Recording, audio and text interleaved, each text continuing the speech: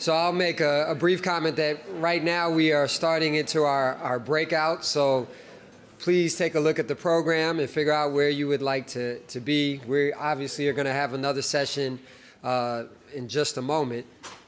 But here at the Global Sport Institute, we are a traditional research institute. So we conduct our own research. We also fund research, which if you were here yesterday, you got to see a glimpse of some of the research that we are funding. But we also curate research. And so what we know is that we can't do all of the research. We wouldn't be good at everything. And so part of my responsibility is to go out and look for what's the next research and who is doing that research. So over the course of this year, I traveled to a few different conferences and events, and we found and identified 3 emerging scholars who I want to invite up. Throughout the day, you're going to see videos of us getting a sense of what work they're doing and how they're contributing to the field of race and sports. So I'll invite up Tori Alexis Thompson, Natalie Welch, and Javier Wallace, and then we'll... Okay, so this is the panel that I mentioned that would lead us off and maybe turn us from Bill's uplifting direction. That we have had some success over the past few years. And I'm going to do a real quick introduction of all the panelists. They'll kind of stay seated until I bring them up. So let me start off with the moderator, Maacah Scott. She's an associate general counsel right here with the Arizona Diamondbacks and president of WISE Arizona, the Women in Sports and Events. She's also a faculty associate here at Arizona State University, where she teaches ethics and legal studies in sports. Also on the panel is, make sure this slide comes over to the right person, I don't do a false introduction, Lori Okimura.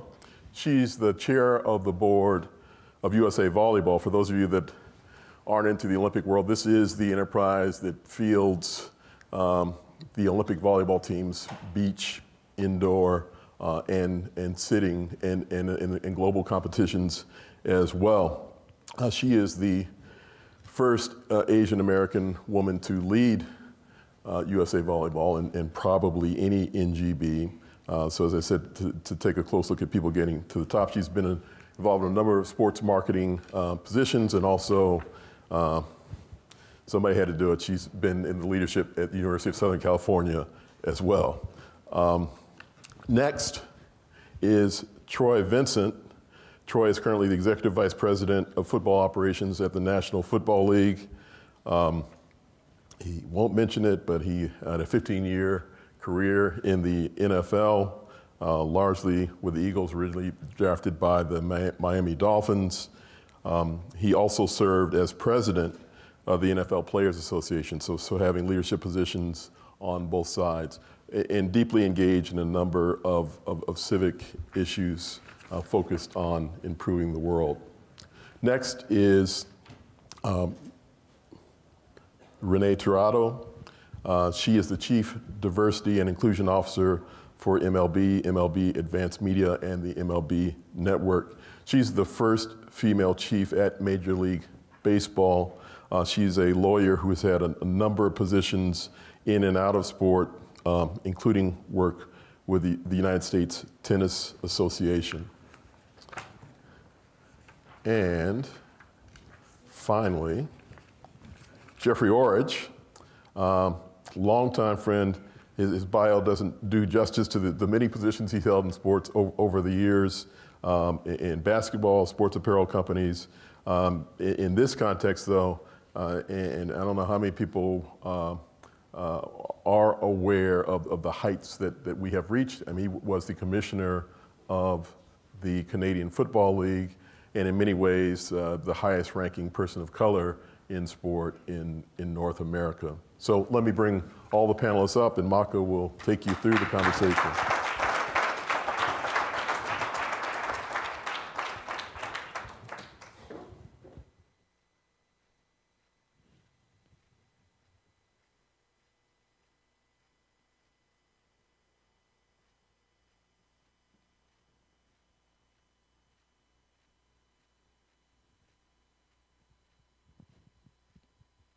So as Kenneth mentioned, we have a great group of panelists today, and I'm excited to hear from them on these topics of climbing the ladder and getting to the top and overcoming obstacles. Because we all know with successes, there are challenges. So we kind of going to talk through, the successes that they've had and then those challenges along the way. I want to start by talking about at least, you may not have the typical day, but some of your core responsibilities. So Lori, can you share with us some of your core responsibilities?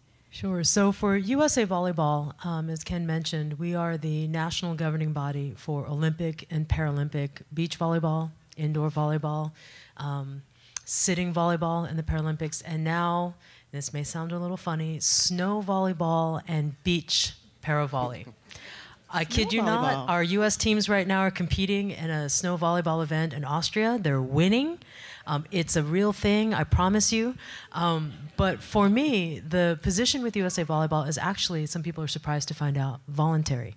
The board of directors is a volunteer body to the organization, but I think that in the position that I have been fortunate enough to be in, you have to really treat it like it's your job. You have to be responsible and accountable. So for me, there's a good portion of my day, probably almost half of my day, about 4 or 5 hours in the morning, is spent on volleyball topics and issues. I also happen to work in the space of volleyball, so there's a theme here.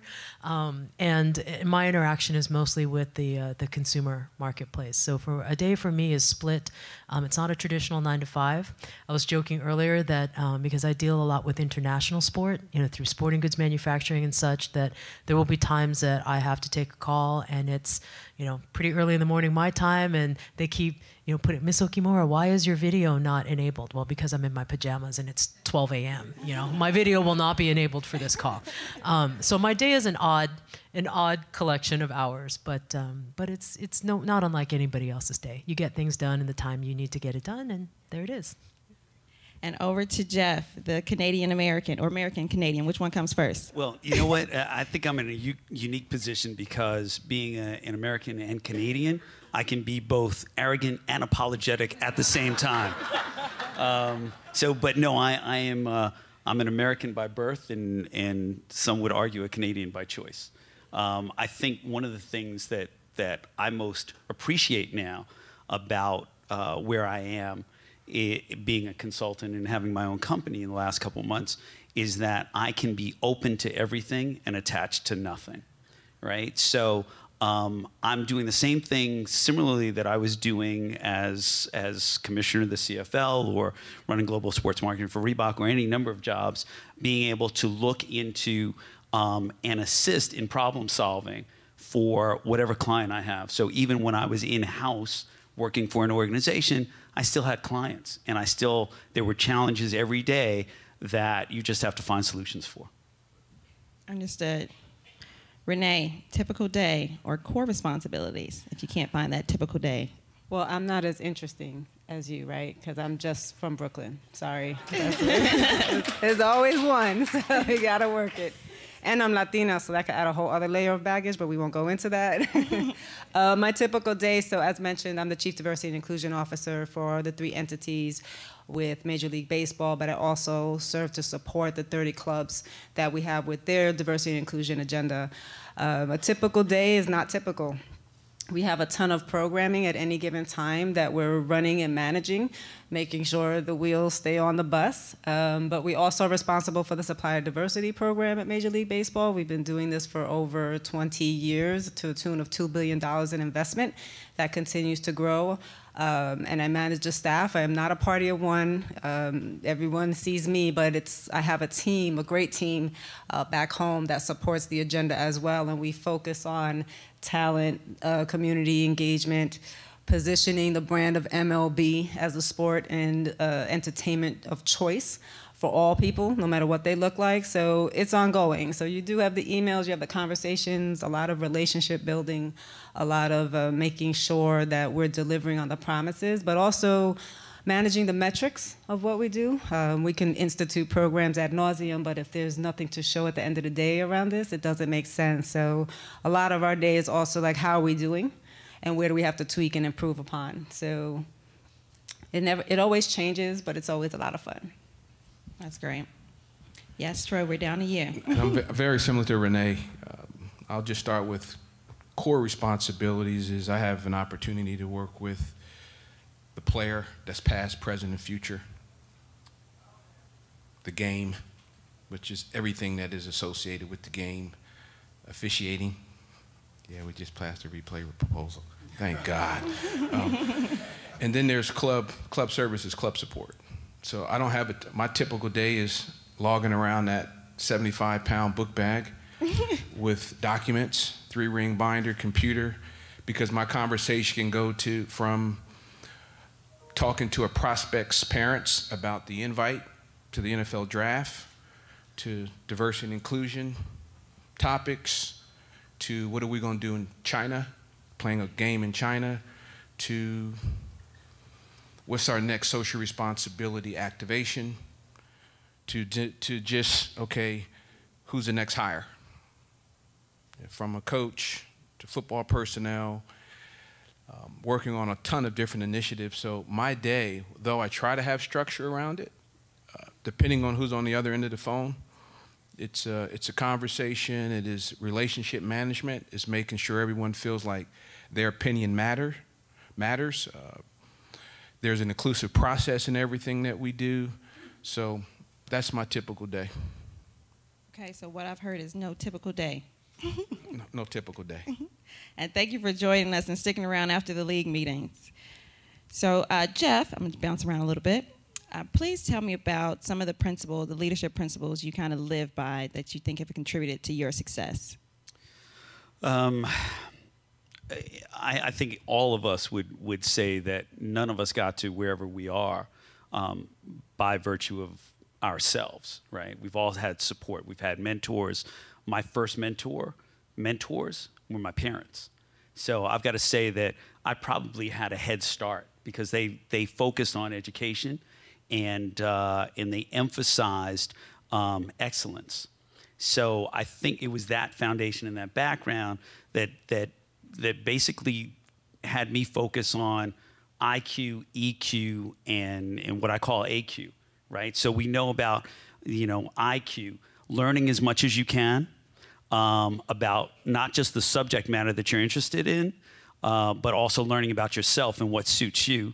I think the emotional quotient that you bring to the table, understanding other people, and having an empathy, serving first, like that whole servant leadership concept, has held me in good stead. And then I think finally, it's about AQ, which is about adjustment and adaptation, because particularly being a person of color and being the first general counsel at USA Basketball and the first commissioner of the CFL, and there was no template. And so there are different standards, there are different perceptions, there are different indicators of success for you as opposed to your white male counterparts. And so you have to constantly adjust and take course correction and kind of figure it out. And so I think the adaptability is just as important as the intelligence and the emotional quotient. Okay, so we all need to work on our AQ. AQ is key. So Lori, same question for you. What are some of those leadership principles that you live by that has helped you in your success?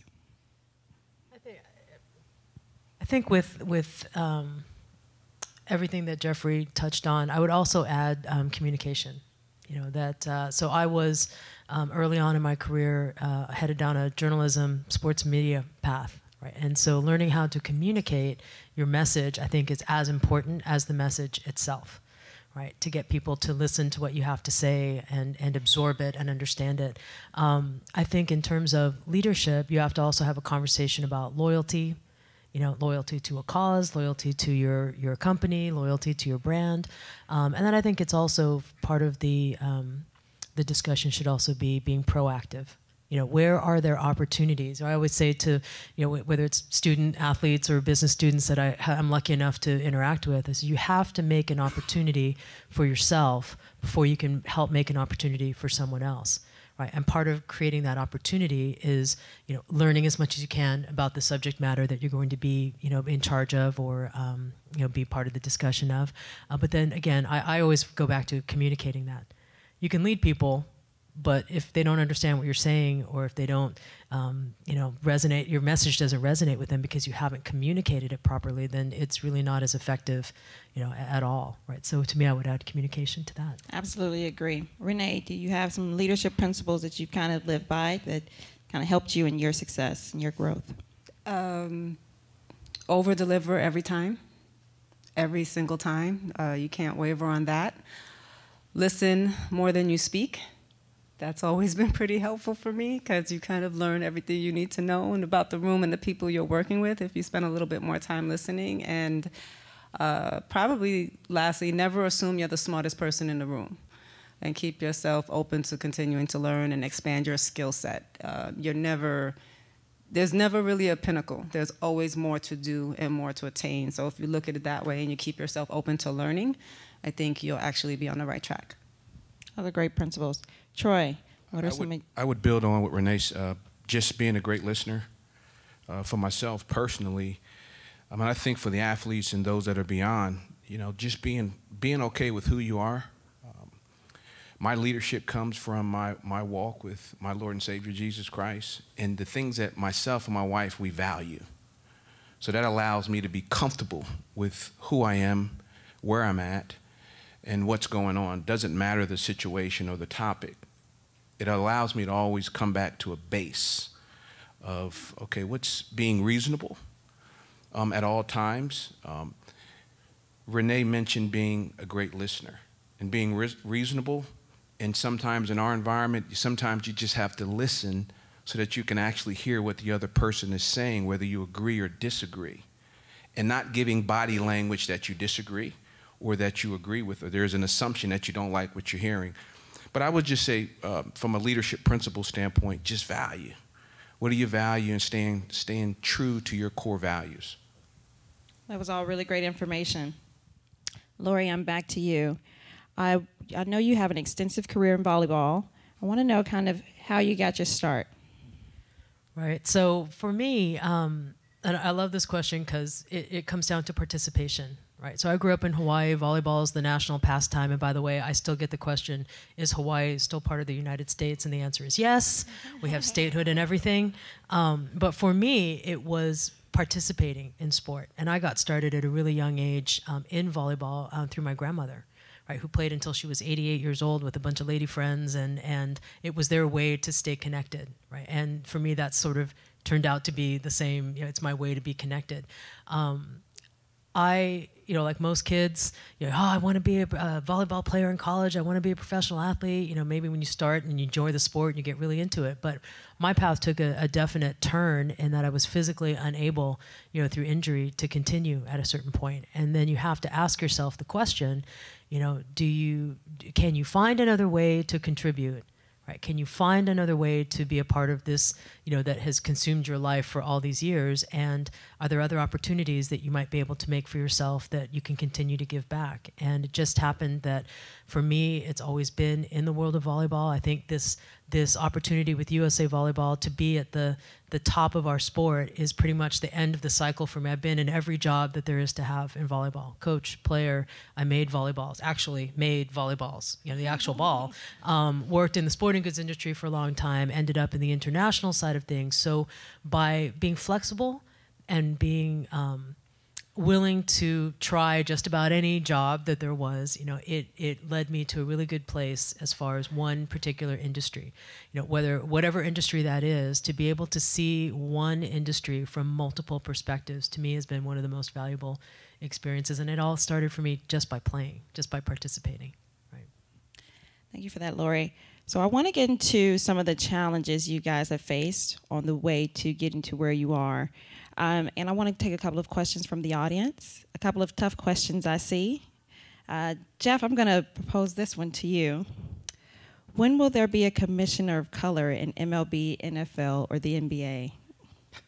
Well, you know, it took until 2015 for there to be a commissioner of color in any professional sports league, right? And that was Canada. And Canada has always boasted that they've been progressive in sport for the longest. They had the first professional black quarterback. They had the first professional black football player. So they've always boasted that. So it in theory made sense that they would have the first black commissioner. One of the challenges that we have, though, is not being the first, but who comes after you. You know, you want to make sure that there is a second and a third.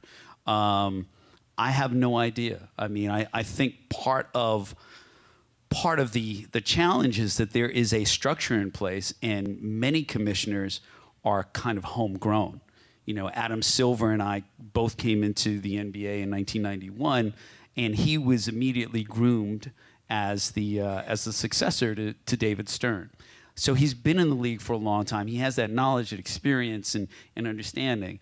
Commissioner Goodell was with the NFL for quite some time before that. So I mean, when you look at these leagues, a lot of them are homegrown, and unless you have people who are hired at the inception to learn the industry and to make the connections and to navigate the politics, it can be very difficult to break in. I think that day's coming. I think it's sooner than what we may believe, and I think that's our role and our responsibility as leaders today, is to identify and prepare that next individual to take on that mantle. But I do see that day is near. It's not as far away as we think it may be, but I think that is truly our role and responsibility, is to identify those individuals and assist them in their or her development in taking on that role. Yeah, I can't answer when, but I agree with Troy. I think it'll be sooner than we think. I think part of it is making sure people like yourself and the people up here, the people up here right now are creating a culture in sports where it's not going to be so shocking and it's not going to take so long. I think the other part of the responsibility on the existing leagues is to continue to build out programs and initiatives that will create a legitimate pipeline. That, you know, look, there's never been a lack of talent of people of color who are prepared for these roles. That's never been the issue. What has been the issue are navigating the politics, building out the relationships internally, and making sure that the culture and the climate of the sports and the leagues actually set up a system of success for new ideas and new people to come into leadership. And I think as long as the leagues are committing to creating that, and I know I can speak from baseball's behalf, I believe we're well on our way in that direction. I think there will be an opportunity, and we will see it sooner than later. And I'd like to add, maybe it will be a woman. So. Renee, if I can just pick up on something Renee said and Troy, I think the sentiment is there. I think the structure now has to be there. And I think it goes to what they're saying about creating an environment that is conducive to the pipeline. But it's not just internally, it is preparing the public as well, right? And I think with the inception of one person of color, one woman setting the stage, people then have a tendency to be a little more comfortable with yet another. So with that, Renee, can you talk to us about some of the programming that MLB has in place to kind of move the needle? Sure. In 2016, we launched the Diversity Pipeline program specifically to diversify baseball operations and front offices on a league and club level. Through that pipeline, in the last 3 years, we've placed over 100 people of color and women in entry-level internship and full-time roles at different levels in baseball ops. The idea being that, you know, you have to see yourself reflected in the sport, right? You have to start to expose the sport to different types of talent and what that looks like, and have a legitimate investment in that. The 2.0 of that has been the fellowship program, which we launched in 2017 and had our first inaugural class in 2018. The fellowship program also focused on baseball operations and front office, but it was a little bit more specific. So the pipeline program, basically we were teeing up candidates, we're cultivating candidates for the clubs to make their decision. With the fellowship program, it was a little bit of a longer program. The idea was what I had learned after being there about 18 months was how relationship driven this industry is, and how more often than not, a lot of women and people of color did not have access to building those relationships, and that doesn't always happen in a 3-month internship program. You need more time. So the fellowship program created basically a rotational program in baseball operations in the front office, anywhere from 18 months to 2 years on the club side and 3 years at the office of the commissioner. And last year we placed 22 candidates in those roles across 16 teams, and then we had the office of the commissioner has a few there as well, and half of that class, it's all women, it's all people of color, and half are women. So the idea was to allow them a much more structured program to learn the baseball operations, and hopefully this would be the pool of candidates that will be a future AGM or GM or head of scouting and ultimately a commissioner of baseball. But it was also equally important to give people time to cultivate their network. So ideally, these candidates will convert into full-time roles at the conclusion of the fellowship program, but if not, they will now be a part of an internal LinkedIn program that we call MLB Select, and we will be able to tee them up as candidates for other clubs when other opportunities arise. On the gender side, one of the things we've done in 2017, we started the Katie Feeney Leadership Symposium. So those of you, especially the ladies in here who don't know Katie Feeney, she had a 50-year career in baseball, started out as an admin and went all the way up and was responsible for all the scheduling, had an incredible career, and unfortunately in 2017 she passed away very abruptly, and we named this leadership symposium in her honor in partnership with Stanford University Executive Education Program. The idea being that we had not really invested in a learning and development program for our existing female employees in baseball. So every year at the winter meetings now, we bring in a new class of approximately 50 women from all of our clubs. Last year's class. Yes, you were. You're an alum now. Did you like it? It was great. It was a great symposium, talk it up, great talk program. It up. No, I mean, it really is, and it gives us an opportunity to all sit in the room and kind of discuss the same things and grow and develop, and you need that network, and you need that closed session to really develop that network. Yeah, and it was beyond the work-life balance conversations, right? This was about leadership competencies, managing teams, et cetera. So we have a great, huge investment in that and have gotten a lot of support from the commissioner on down, and that will continue to grow. We rotate the classes every year. The first year were SVPs and above. This year we're director levels, and we'll continue to drill this down. So hopefully all the women in baseball at some point will get access to this program. In 2018, we launched the Take the Field program at winter meetings, which also focused on how do we place more women on the field roles, especially in scouting, umpiring, et cetera. It was a one-day program where the faculty for that program were actually club personnel. We had 60 women from around the country who flew themselves in, USA Baseball, USA Softball, college students, and existing MLB employees who were looking to grow their career. And I'm happy to say out of that pool, approximately 8 to 10 women actually got jobs on the spot that weekend. So again, it kind of goes to, if you continue to provide these opportunities to expose this talent in a new way, you give aha moments to the people that are making those decisions, and they will start to bring in people, and they will start to become aspirational models for future leadership. Yeah, you guys are putting on you have created some great initiatives and programs and expanded. I'm really excited about the things that MLB has put in place. Troy. This is work in progress for us. Yeah. Well, we've done some great things on we would say, the non-revenue side of the house. Okay. And I just think as we think about, in particular, the students, we have to be intentional about positions, whether it's on the legal side, finance, international, the for-profit side of the house.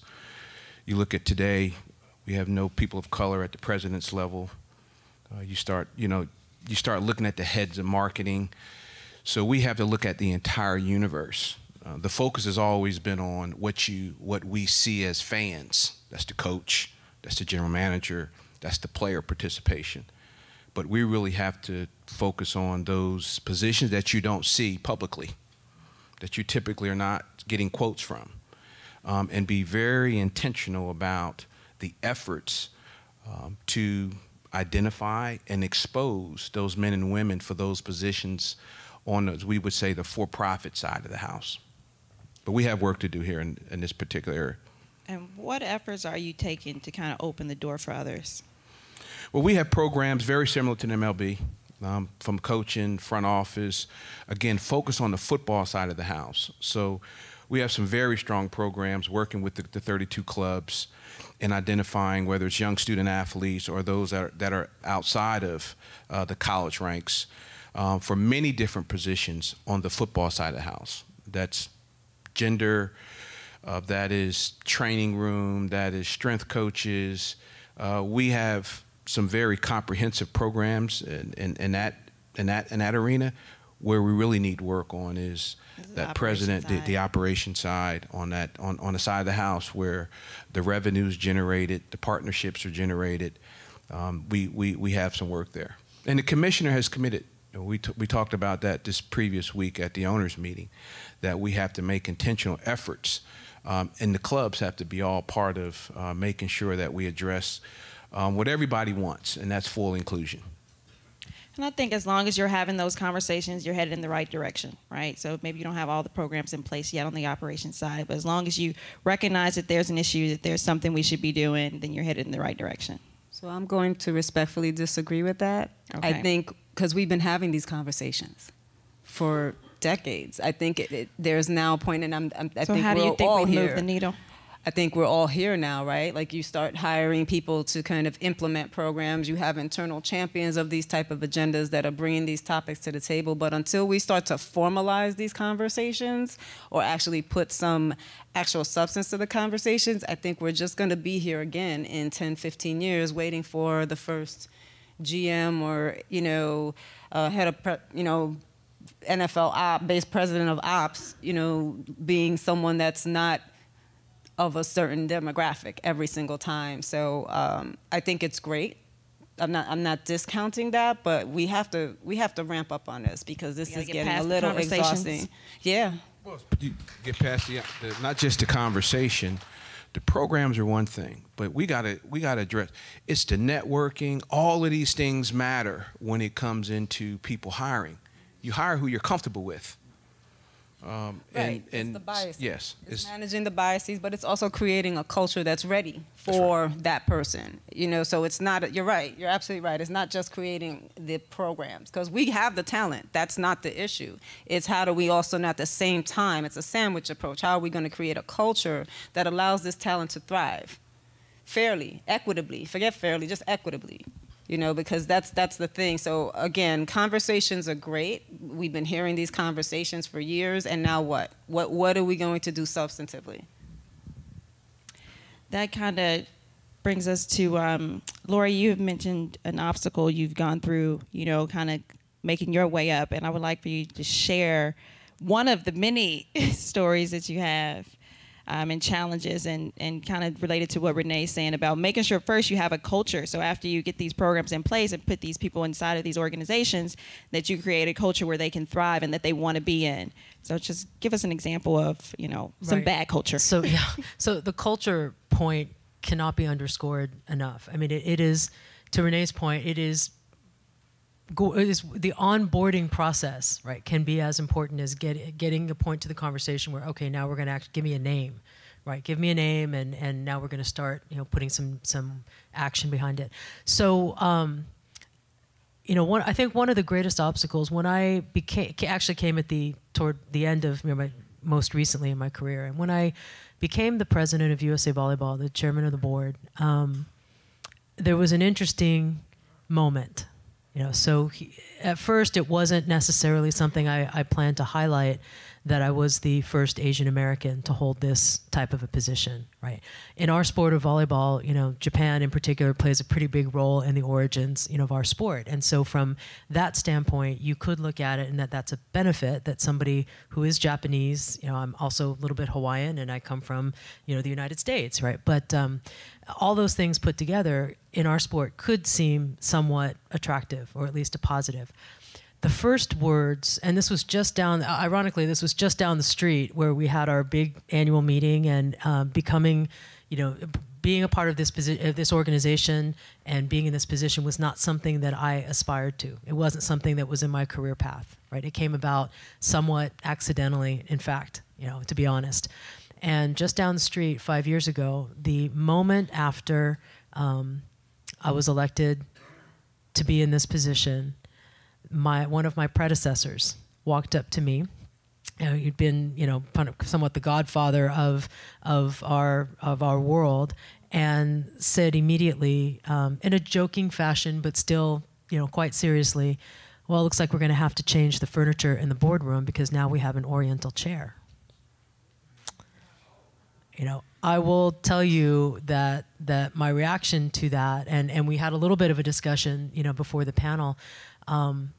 You know, your reaction to things like that is as important. You know, I'm not somebody who's very high profile, and I don't, you know, people don't quote me or whatnot. But for people who are in that position, right, you have a pretty large lens, you know, on you, and a lot of eyes focused. You know, for me, knowing that person, that was part of their DNA, unfortunately, right, evoked a little bit of a more aggressive response. But unfortunately, that is not the first time that something like that has happened, and it won't be the last. You know, it wasn't the last, right? That was only 5 years ago, and I remember it like it was yesterday, right? In fact, I was walking through that hotel lobby just the other day, and I thought, oh my God, this is where it happened. So you can choose to be defined by that, you know, or in my case, I wasn't actually going to mention in the press release that they were putting out that that the Asian American component, you know, of this position was somewhat significant. But you better believe that I highlighted that shortly after that comment, you know, because Oriental chair or not, give me that gavel and let me whack somebody upside the head, you know. So it's how and there are also other examples of when, you know, to the point earlier about listening, you know, and listening is very important. You can read the room, you know, understand what the temperature is in the room that you're about to walk into. There have been a lot of obstacles, you know, my career in particular, where I'm either the only American in the room, the only woman, the only Asian woman, the only person who speaks English or whatnot. And that could be pretty isolating, you know, in your path, right? And so you just, I think for me, the way to overcome that has been, again, the communication part of it. There's verbal communication. There's also physical communication, your body language. If you walk in and you act like you don't belong, then you better believe you're not going to be accepted, right? If you walk in and you're confident but not arrogant, you probably stand a better chance of being able to open up a dialogue. The communication part is huge. But really, and what I appreciate so much, we've all just met today, but what I've appreciated so much about the career paths of everybody up here is that they're very authentic. You have to be authentic. Don't pretend to be something that you're not, right? Don't try to fit yourself into an image or a stereotype. Everybody, you know, in my world, I worked for a sporting goods company that was Japanese. And whenever we did meetings in the United States, outside of the Japanese, you know, employees and such, they automatically assumed I was either the woman who was serving the tea, I was the translator, or you know, I couldn't possibly be the person that they were going to be conducting business with, right? Don't put yourself in that stereotype. You know, they assumed if I'm Japanese, I'm the finance person. You know, I'm terrible at math. You know, I will say that up front, but don't lower yourself, you know, to an image that you think you are supposed to portray, right? Don't lock yourself in that box that people will try to put you in.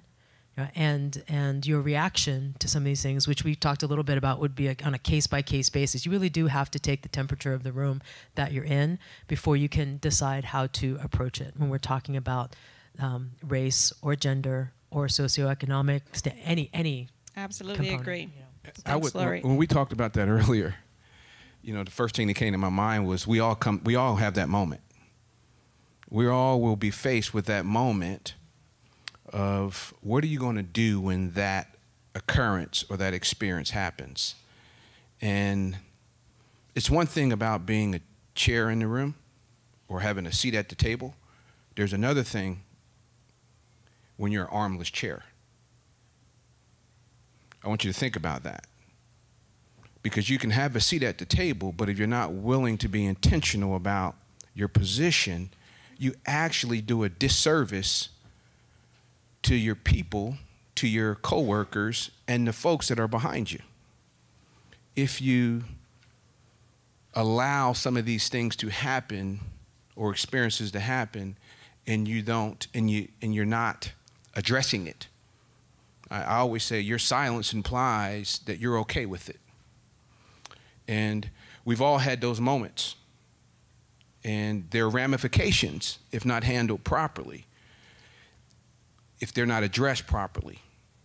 So when we were just talking about it, when you were sharing, it was because we all have them. You all will have them in your professional journey. I remember 2 years ago, in a room, public, someone made a comment about the players being inmates or running that's a moment. That is a moment. And then you wait 60 more minutes and you just hear more and more and more and more. Okay, I know my grandmother and grandfather sitting here listening saying, okay, what are you going to do? Because nobody's saying anything and this mountain is building up. Because he's not the only one that's sharing this sentiment. Now, it was a moment where you say, whatever comes out of your mouth, it could be, as I mentioned, as I took the mic, and I won't share everything, but as I took the mic after that 60 or 90 minutes, I looked to my left because the commissioner was sitting right next to me, and I said, I serve one God, and he's not in this room. And this may be my last meeting, Commissioner Goodell. No, that was with no, this may be my last meeting. And then I proceeded to addressing the men and the women in the room that were making comments. But we all have that moment. And again, we're all going to address them differently. But I say for us not addressing those things, you do a disservice to yourself, a disservice to your colleagues that are counting on you. And we also do a disservice to the men and the women that are behind us looking for hope. So if I can pick up on that, that's excellent. What Troy is talking about, though, is leadership, right? And the quality of leadership. And leadership does not come without sacrifice, without jeopardy sometimes, and without courage. And I think it's the opposite of courage is sometimes not fear, but it's conformity. And if you conform to the status quo, if you allow the current to take you, even though you believe it is antithetical to who you are as a person and who you represent as a people, whether you're representing your parents or your grandparents or your friends or your colleagues or whoever that may be, that's where you have to make those choices. But you also, in all fairness and in practicality, you've got to be strategic about when you're going to make those choices. And we had that conversation. Early on in my career, I was totally disrespected as a Harvard-trained corporate lawyer closing a $300 million revolving credit facility. And I had a choice at that point to either walk out of the room or close the deal and figure out the next step. I stayed in the room and I closed the deal. But later on, I figured out the next step. But, you know, when you've got student loans piling up, you know, and other considerations, when you got a family to feed, you got to make those choices. So it does not come without potential sacrifice or risk. But that's what leadership, anytime you're a leader, people are going to shoot at you. That's the bottom line. They're going to take shots at you, and they're going to try to minimize you, no matter who you are or where you are. Renee, I just say really, really quickly to add to that. Oftentimes, and we talk about this in the context of, you know, as a person of color or a woman who has to deal with this conversation and having the onus put on us to confront these issues. I challenge, our counterparts, Caucasian males, Caucasian women, to take it on as well. You're in the room too. It's just as much your responsibility. So, as people of color, we have to get this done, and we have to be a voice. We have to navigate it more carefully, more diplomatically, because the ramifications are real. But that, we have other people in the room as well that have to be allies behind this conversation. Because at the end of the day, disrespect is universal. Disrespect is disrespect. Offensive is offensive. And we all have a collective responsibility, if we're all committed to making these sports that we're involved in more inclusive and more accessible, and most importantly, well, not most importantly, but profitable across the board to anyone, no matter what you look like, then the same leadership competency that we're talking about here should be imputed upon all. And that is a great way to end our panel. We all have a responsibility. Thank you, guys. Thank you all.